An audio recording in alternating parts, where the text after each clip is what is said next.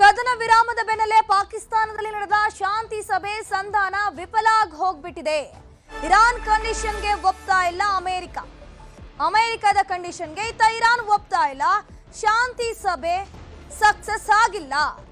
ಅಣ್ವಸ್ತ್ರ ಸರೆಂಡರ್ಗೆ Trump ಭಾರಿ ಒತ್ತಡವನ್ನ Iran ಮೇಲೆ ಹೇರ್ತಾ ಇದ್ದಾರೆ. ನ್ಯೂಕ್ಲಿಯರ್ ಮೇಲಿನ ಆಸೆ ಬಿಡಬೇಕು ಅಂತ ಟ್ರಂಪ್ ಪದೇ ಪದೇ ವಾರ್ನ್ ಮಾಡ್ತಿದ್ದಾರೆ ಇರಾನಿಗರಿಗೆ. ಅಣ್ವಸ್ತ್ರ ಸರೆಂಡರ್ ಮಾಡಬೇಕು ಅಂತ ಟ್ರಂಪ್ ಪುನರುಚ್ಚರಿಸಿರೋದು. ಯುದ್ಧ ಆರಂಭ ಆದಾಗಿನಿಂದಲೂ ಇಲ್ಲಿವರೆಗೂ ಕೂಡ ಟ್ರಂಪ್ ಪಟ್ಟಿನಲ್ಲಿ ಇದೂ ಕೂಡ ಒಂದು ಅಂತಾನೆ ಹೇಳಬಹುದು.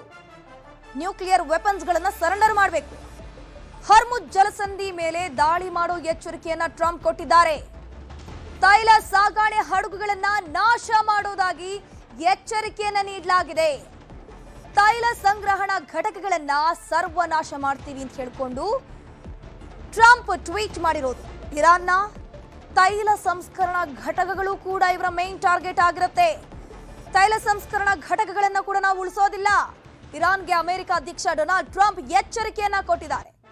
ಟ್ರಂಪ್ ಯಾವಾಗ ರಾಜಿ ಸಂಧಾನ ಸಕ್ಸಸ್ ಆಗಿಲ್ವೋ, ಅಮೆರಿಕದ ಒಂದಷ್ಟು ಡಿಮ್ಯಾಂಡ್ಗಳಿಗೆ ಇರಾನ್ ಒಪ್ಪಿಗೆ ಸೂಚಿಸಿಲ್ವೋ, ಷರತ್ತುಗಳಿಗೆ ಓಕೆ ಅಂದಿಲ್ವೋ, ಆಗ ನೋಡಿ ಮಹಾಯುದ್ಧದ ವಾತಾವರಣ ಆ ಭಾಗದಲ್ಲಿ ನಿರ್ಮಾಣ ಆಗಿದೆ. ಇರಾನ್ಗಿರುವಂತಹ ಬಿಗ್ಗೆಸ್ಟ್ ವೆಪನ್ ಅಂತಂದ್ರೆ ಅದು ಹರ್ಮುಜ್ ಜಲಸಂಧಿ. ಸದ್ಯಕ್ಕೆ ಅಲ್ಲಿ ಯಾವ ರೀತಿಯಾದ್ರೂ ಪರವಾಗಿಲ್ಲ, ನಮ್ಮ ಕಂಟ್ರೋಲ್ ಸಿಗಬೇಕು ಅಂತ ಹೇಳ್ಕೊಂಡು ಟ್ರಂಪ್ ಶತ ಪ್ರಯತ್ನ ಮಾಡ್ತಾ ಇದ್ದಾರೆ. ಇತ ಅಮೆರಿಕದಿಂದ ಹರ್ಮುಜ್ ಜಲಸಂಧಿಗೆ ಬೆದರಿಕೆ ಬಿದ್ದಿದೆ. ಕಚ್ಚಾ ತೈಲದ ಬೆಲೆ ದಿಢೀರ್ ಅಂತ ಗಗನಕ್ಕೆ ಏರಿಕೆ ಆಗಿರೋದು. ಈಗಾಗಲೇ ಹರ್ಮುಜ್ ಜಲಸಂಧಿಯಲ್ಲಿರುವಂತಹ ಹಡಗುಗಳು ಮೂವ್ ಆದ್ರೂ ಕೂಡ ಸಾಕು, ಸ್ವಲ್ಪ ನಾವು ಅದನ್ನು ಉಡೇಸ್ ಮಾಡ್ತೀವಿ ಅಂತ ಹೇಳ್ಕೊಂಡು ಟ್ರಂಪ್ ಹೇಳ್ತಾ ಇದ್ದಾರೆ. ಕಚ್ಚಾ ತೈಲದ ಬೆಲೆ ದಿಢೀರ್ ಅಂತ ಏರಿಕೆ ಆಗ್ತಿದೆ. ಬ್ಯಾರೆಲ್ಗೆ 8% ಏರಿಕೆ ಆಗಿದೆ. ಪ್ರತಿ ಬ್ಯಾರೆಲ್ಗೆ ಈಗ $104.24 ಏರಿಕೆ ಆಗಿರೋದು. ಮುಂದಿನ ದಿನಗಳಲ್ಲಿ ಈ ಒಂದು ಬ್ಯಾರೆಲ್ ಬೆಲೆ ಏನಿದೆ ಮತ್ತಷ್ಟು ಏರಿಕೆ ಆಗುವಂತ ಚಾನ್ಸಸ್ ಇದೆ. ಕದನ ವಿರಾಮ ಘೋಷಣೆಯಾಗಿದ್ದಾಗ ಕಚ್ಚಾ ತೈಲದ ಬೆಲೆ ಇಳಿಕೆ ಕಂಡಿತ್ತು. ಇನ್ನು ಇರಾನ್ ಅಮೆರಿಕ ಯುದ್ಧಕ್ಕೂ ಮುನ್ನ ಪ್ರತಿ ಬ್ಯಾರೆಲ್ಗೆ $70 ಸಿದ್ದಂತಹ ಬೆಲೆ ಈಗ ಏಕಾಏಕಿ $119 ಏರಿಕೆ ಕಂಡಿತ್ತು. ಆಮೇಲೆ ಮತ್ತೆ ಇಳಿದಿತ್ತು. ಈಗ ಮತ್ತೆ ಬೆಲೆ ಏರಿಕೆ ಆಗಿದೆ. ಇದರ ಬಗ್ಗೆ ಹೆಚ್ಚಿನ ಮಾಹಿತಿ ನೀಡ್ತಾ ಹೋಗ್ತಾರೆ ನಮ್ಮ ನ್ಯೂಸ್ ಎಡಿಟರ್ ಆಗಿರುವಂತಹ ಡಾಕ್ಟರ್ ರಮೇಶ್ ಕುಮಾರ್ ನೇರ ಸಂಪರ್ಕದಲ್ಲಿ ಜಾಯಿನ್ ಆಗಿದ್ದಾರೆ. ಡಾಕ್ಟರ್ ರಮೇಶ್ ಕುಮಾರ್, ಈಗ ಶಾಂತಿ ಸಭೆ, ರಾಜಿ ಸಂಧಾನ ಎಲ್ಲವೂ ಕೂಡ ವಿಫಲ ಆಗಿ ಹೋಗಿದೆ. ಸದ್ಯಕ್ಕೆ ಟ್ರಂಪ್ ಯಾವ ರೀತಿ ಮೈಂಡ್ ಗೇಮ್ ಅನ್ನು ಆಡ್ತಿದ್ದಾರೆ ಇಲ್ಲಿ ಅಂತ? ಧನುಶ್ರೀ, ಬಹುತೇಕ ಮತ್ತೆ ಯುದ್ಧ ಶುರುವಾಗಂತ ಎಲ್ಲ ಸಾಧ್ಯತೆಗಳಿದೆ. ಇವತ್ತು ರಾತ್ರಿ 7:30ಕ್ಕೆ ಒಂದು ಡೆಡ್ಲೈನ್ ಇಟ್ಟಿದ್ದಾರೆ. ಸೊ ಅಷ್ಟರೊಳಗೆ ಏನಾದರೂ ಮತ್ತೊಂದು ಮಾತುಕತೆಯ ಹಂತದಕ್ಕೆ ಹೋಗ್ಬೋದು ಅಥವಾ ಹೋಗದೇ ಇರ್ಬೋದು. ಇನ್ ಕೇಸ್ ಹೋಗದೆ ಹೋದರೆ ನಾವು ಇಡೀ ಹರ್ಮುಜ್ ಜಲಸಂಧಿ ಏನಿದೆ ಅದ್ರ ಮೇಲೆ ನಮ್ಮ ಸೇನೆಯನ್ನು ನುಗ್ಸಿಯಲ್ಲಿರ್ತಕ್ಕಂಥ ಹಡಗುಗಳನ್ನೆಲ್ಲ ಅಡ್ಡ ಹಾಕ್ತೀವಿ, ಯಾವುದನ್ನು ಮೂವ್ ಹಾಕ್ಬಿಡಲ್ಲ ಅಂತ ಟ್ರಂಪ್ ವಾರ್ನಿಂಗ್ ಕೊಟ್ಟಿರ್ತಕ್ಕಂಥದ್ದು ನಿನ್ನೆ. ಈ ನಡುವೆ ಒಂದಿಷ್ಟು ಸಂಧಾನ ಸರ್ಕಸ್ ನಡೀತಾ ಇದೆ. ಅದರ ಪಾಕಿಸ್ತಾನ ಹೇಳ್ತಿದೆ ಮತ್ತೆ 3 ರಾಷ್ಟ್ರಗಳು ಕೂರೋದಾದರೆ ನಾನು ಮಧ್ಯಸ್ಥಿಕೆ ವಹಿಸೋದಕ್ಕೆ ರೆಡಿ ಇದ್ದೀನಿ, ಮಾತಾಡಿ ಏನಾದ್ರು ಒಂದು ಸಮಸ್ಯೆ ಬಗೆಹರಿಸೋಣ ಅಂತಿದ್ರೆ. ಆದರೆ ಟ್ರಂಪು ಮತ್ತೆ ಬೆಳಗ್ಗೆ ಒಂದು ಪೋಸ್ಟ್ ಮಾಡತಕ್ಕಂಥದ್ದು, ಮಾತುಕತೆಗೆ ಬಂದರೂ ಓಕೆ, ಬರದೇ ಹೋದ್ರೂ ಓಕೆ, ಬರದೇ ಹೋದರೆ ನಿಮಗೆ ದೊಡ್ಡ ಪ್ರಮಾಣದಲ್ಲಿ ನಷ್ಟ ಆಗ್ತಕ್ಕಂಥದ್ದು, ಯಾವುದೇ ಕಾರಣಕ್ಕೂ ಸುಮ್ಮನೆ ಬಿಡಲ್ಲ, ಹರ್ಮುಜ್ನ ಕಂಟ್ರೋಲ್ ತಗೊಳ್ತೀವಿ ಅಂತಕ್ಕಂಥದ್ದು. ಇಲ್ಲಿ 2 ಆಸ್ಪೆಕ್ಟ್ಸ್ನ ನೋಡಬೇಕಾಗತ್ತೆ. ಇರಾನ್ ಹೇಳುತ್ತೆ, ಇರಾನ್ ಹೇಳಿದ ಅಮೆರಿಕದ ಮೇಲೆ ನೋಡಿ, ಅವರು ಹರ್ಮುಜ್ ಮೇಲೆ ಕಣ್ಣಿಟ್ಬಿಟ್ಟು ನಮ್ಮ ಆರ್ಥಿಕ ಸಂಪನ್ಮೂಲ ಏನಿದೆ ಅದನ್ನು ದೋಚೋದಕ್ಕೆ ಪ್ರಯತ್ನ ಪಡ್ತಿದ್ದಾರೆ ಅಂತ ಇರಾನ್ನ ದೊಡ್ಡ ಅಲಿಗೇಷನ್. ಆದರೆ ಇಡೀ ಜಗತ್ತಿಗೆ ಅಮೆರಿಕ ಹೇಳ್ಕೊಂಡು ತಿರುಗ್ತಿರೋದೇನು ಅಂದರೆ, ಇರಾನ್ ಬಳಿ ಇರ್ತಕ್ಕಂಥ ನ್ಯೂಕ್ಲಿಯರನ್ನು ಅವರು ಸರೆಂಡರ್ ಮಾಡಬೇಕು, ಆ ನ್ಯೂಕ್ಲಿಯರ್ನ ಸರೆಂಡರ್ ಮಾಡದೆ ಹೋದರೆ ನಾವು ಸುಮ್ಮನಿರಲ್ಲ ಅಂತಕ್ಕಂಥದ್ದು. ಅಂದರೆ ಇದು ಇಡೀ ಜಗತ್ತಿಗೆ ಅಮೆರಿಕ ಉಗ್ರರನ್ನ ಸಂಹಾರ ಮಾಡಲಿಕ್ಕೆ ಮುಂದಾಗಿದ್ದೀನಿ, ನಾನು ಪ್ರಜಾಪ್ರಭುತ್ವ ರಾಷ್ಟ್ರ ಆಗಬೇಕದು, ಅಲ್ಲಿ ಸರ್ವಾಧಿಕಾರಿ ಆಡಳಿತ ಅಂತ್ಯ ಆಗಬೇಕು, ಆ ಕಾರಣಕ್ಕಾಗಿ ನಾನು ಇರಾನ್ ಮೇಲೆ ದಾಳಿ ಮಾಡೀನಿ ಅಂತಕ್ಕಂಥದ್ದು ಅಮೆರಿಕ ಹೇಳ್ತಕ್ಕಂಥ. ಆದರೆ ಇರಾನ್ ಹೇಳ್ತಿರೋದೇನು ಅಂದರೆ, ಇಲ್ಲ, ನಮ್ಮಲ್ಲಿರ್ತಕ್ಕಂಥ ಸಂಪನ್ಮೂಲವನ್ನು ಕೊಳ್ಳೆ ಹೊಡಿಲಿಕ್ಕೆ ಅಮೆರಿಕ ಈ ರೀತಿ ಮಾಡ್ತಿದೆ ಅಂತ. ಅಂದರೆ 2 ಆಸ್ಪೆಕ್ಟ್ಸ್ಗಳನ್ನು ಇಡೀ ವಿಶ್ವದಕ್ಕೆ ಇರಾನು ತನಗೆ ಬೇಕಾದಂಗೆ ತಾನು ಹೇಳ್ಕೊಳ್ತಿದೆ, ಅಮೆರಿಕ ತನಗೆ ಬೇಕಾದಾಗ ತಾನು ಹೇಳ್ಕೊಳ್ತಿದೆ. ಆ ಕಾರಣಕ್ಕಾಗಿ ಇವತ್ತು ಸಂಜೆ ಒಳಗಡೆ ಏನಾದರೂ 7:30 ಒಳಗಡೆ ಏನಾದರೂ ಸಂಧಾನಕ್ಕೆ ಆಗುತ್ತಾ ಏನೋ ಅಂತ ನೋಡಬೇಕು. ಇಲ್ಲದೆ ಹೋದರೆ ಖಂಡಿತ ಹರ್ಮುಜ್ ಮೇಲೆ ದೊಡ್ಡ ಅಟ್ಯಾಕ್ ಆಗುವಂಥ ಸಾಧ್ಯತೆ ಇದೆ. ಅಲ್ಲಿರ್ತಕ್ಕಂಥ ಹಡಗುಗಳನ್ನೆಲ್ಲ ಬಂದ್ ಮಾಡುವಂಥ ಸಾಧ್ಯತೆ ಇದೆ. ಹರ್ಮುಜ್ ಕಂಪ್ಲೀಟಾಗಿ ಕ್ಲೋಸ್ ಆದರೆ ಬೇರೆ ಆಪ್ಷನ್ ಇರೋದು ನಮಗೆ ಗೊತ್ತಿರೋ ಹಾಗೆ ಸೂಯೆಜ್ ಕಾಲುವೆ, ಅದು ರಷ್ಯಾದಿಂದ ಬರ್ತಕ್ಕಂಥದ್ದು, ಈಜಿಪ್ಟು ರಷ್ಯಾದಿಂದ ಏನು ಬರುತ್ತೆ ಆ ಮೂಲಕ ಹಡಗುಗಳು ಬರಬೇಕು. ಧನುಶ್ರೀ, ಹರ್ಮುಜ್ನಿಂದ ಭಾರತಕ್ಕೆ ಬರೋದಕ್ಕೆ ಸುಮಾರು 1,500 ಕಿಲೋಮೀಟರ್, 2ರಿಂದ 3 ದಿನ ಸಾಕು ಹಡಗುಗಳು. ನಾವು ಕ್ರೂಡ್ ಆಯಿಲ್ ಇರ್ಬೋದು, LPG ಇರ್ಬೋದು, CNG ಇರ್ಬೋದು, ಮತ್ತು ಫರ್ಟಿಲೈಸರ್ಸ್, ರಸಗೊಬ್ಬರ. ಸೊ ಈ ಥರದ್ದು ಪ್ರಮುಖವಾಗಿ ಗಲ್ಫ್ ರಾಷ್ಟ್ರಗಳಿಂದ ಬರ್ತಕ್ಕಂಥದ್ದು 4 ಐಟಮ್ಗಳು.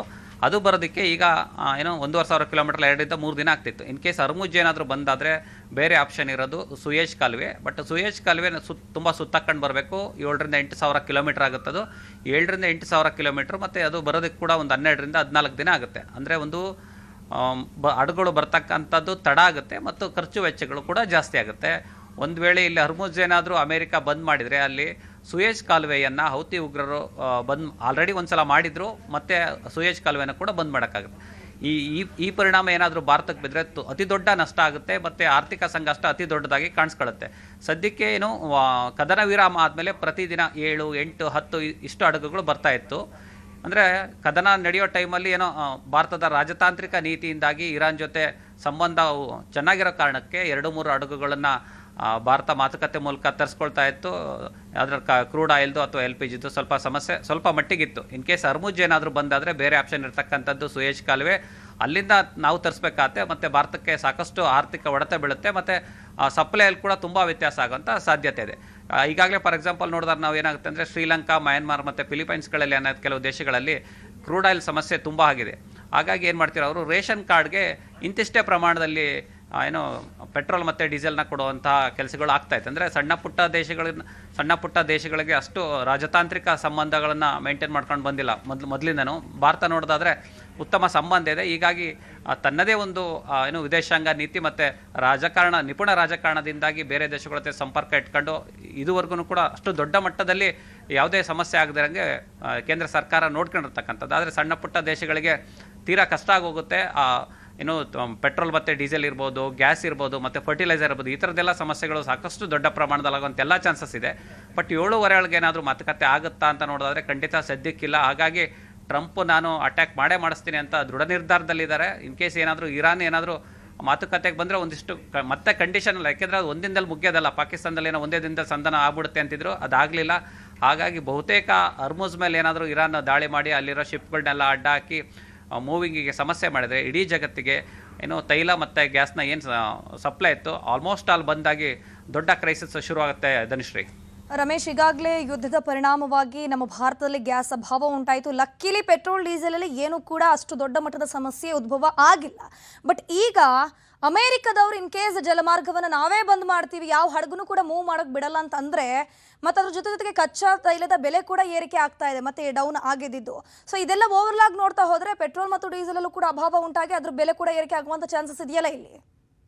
ಖಂಡಿತ ಧನುಶ್ರೀ. ನೋಡಿ, $93 ಇಳಿದಿತ್ತು. ಅಂದರೆ $117-120 ಕ್ರಾಸ್ ಆಗಿತ್ತು ಯುದ್ಧದ ಟೈಮಲ್ಲಿ. ಸೀಸ್ ಫೈರ್ ಆದಾದಮೇಲೆ ಅದು ಒಂದು $93 ಬಂದು ಇಳಿದಿತ್ತು. ಸೊ ನಿನ್ನೆ ಮತ್ತೇನು ಸಂಧಾನ ಫೇಲ್ ಆಯಿತು. ನಿನ್ನೆ ಸಂಧಾನ ಫೇಲ್ ಆದಮೇಲೆ ಇವತ್ತು $104 ಆಗಿದೆ.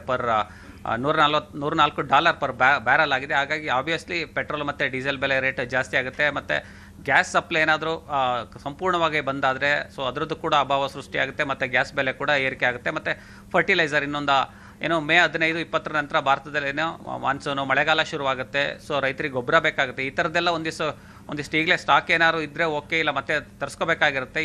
ಇನ್ ಕೇಸ್ ಹಡಗುಗಳೆಲ್ಲ ಬಂದಾದರೆ ರಸಗೊಬ್ಬರದ ಅಭಾವ ಕೂಡ ಆಗುತ್ತೆ. ಮತ್ತು ಪೆಟ್ರೋಕೆಮಿಕಲ್ಸ್ ಏನು ಬೈ ಪ್ರಾಡಕ್ಟ್ಸ್ ಇದೆ ಆ ಪ್ರಾಡಕ್ಟ್ಸ್ ಎಲ್ಲ ತುಂಬ ಪ್ರಾಬ್ಲಮ್ ಆಗೋಂಥ ಎಲ್ಲ ಚಾನ್ಸಸ್ ಇದೆ. ಧನುಶ್ರೀ, ಥ್ಯಾಂಕ್ ಯು ರಮೇಶ್ ಕುಮಾರ್ ತಮ್ಮೆಲ್ಲ ಮಾಹಿತಿಗಾಗಿ.